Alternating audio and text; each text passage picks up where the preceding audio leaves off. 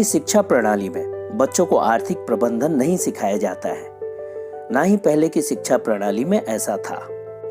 तब माता पिता का दायित्व तो बढ़ जाता है। बच्चों में बचत और निवेश की आदतों को बढ़ाने में माता पिता एक निर्णायक भूमिका निभा सकते हैं तथा ऐसी किताबों का चयन कर बच्चों को पढ़ानी चाहिए जिससे बच्चों में इन आदतों को विकसित किया जा सके।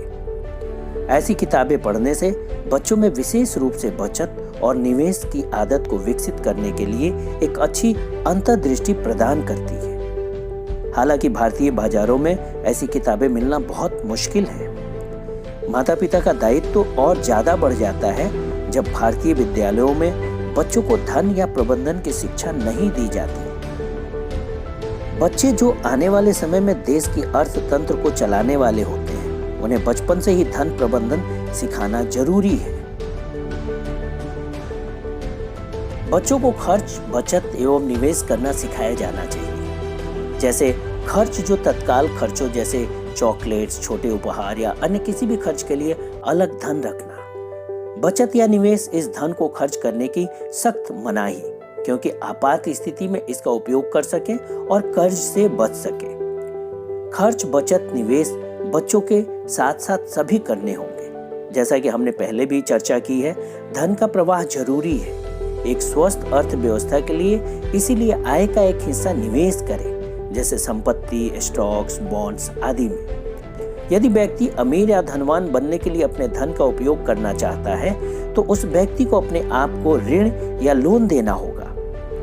इससे यह मतलब है कि व्यक्ति को अपनी आय का एक छोटा हिस्सा नियमित रूप से अपनी निवेश योजना में लगाने की जरूरत है। शायद अमीर बनने का सबसे आसान तरीका एक करोड़पति परिवार में पैदा होना है, पर जीवन में ऐसा बहुत कम होता है।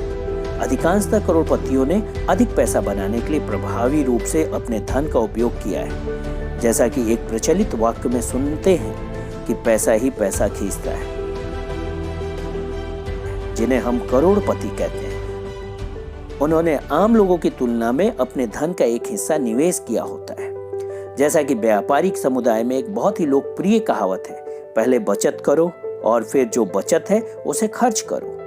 अगर हम अपनी आय का 10 से 20% बचाने के लिए प्रबंधन करें और फिर उसका निवेश करें, हम स्टॉक, संपत्ति या अन्य जगह निवेश कर सकते हैं और इस निवेश के अपने अध्ययन और विश्लेषण के आधार पर अच्छा निर्णय ले सकते हैं। जैसा कि हमें पता है, लोग तुरंत नूडल जीवन शैली के आदी हो गए हैं, अर्थात सब कुछ जल्दी चाहिए। सामान्य लोगों के पास धैर्य नहीं होता है।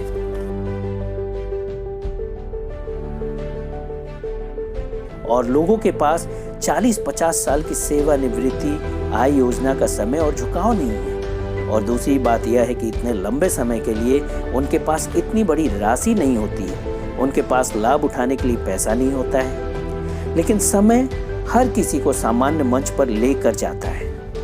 यदि मान ले कि किसी व्यक्ति का औसत जीवन लगभग 80 वर्ष है, तब वह सोने में लगभग 26 साल देता है, भोजन करने में 4 साल और काम करने में 14 साल, सोशल मीडिया और टीवी देखने में 11 साल आदि। खैर, ये गणना के प्रयोजन के लिए एक औसत समय है। यह हमें संकेत देता है कि 15 मिनट और 30 मिनट के छोटे छोटे टुकड़ों में कितना समय फिसल जाता है। और अगर हम 5 मिनट और 10 मिनट की बहुत छोटी गणना करें, तब हम कम से कम 15 से 18 साल के अपने जीवन को गंवा देते हैं। महान सफल लोगों के रहस्यों में से यह एक है कि वे अपनी खाली समय का उपयोग उत्पादकता से करते हैं। क्या आपको लगता है रतन टाटा जैसे लोग औसत भारतीय की तरह काम से वापस आने के बाद घंटों तक टेलीविजन के सामने बैठे रहते हैं?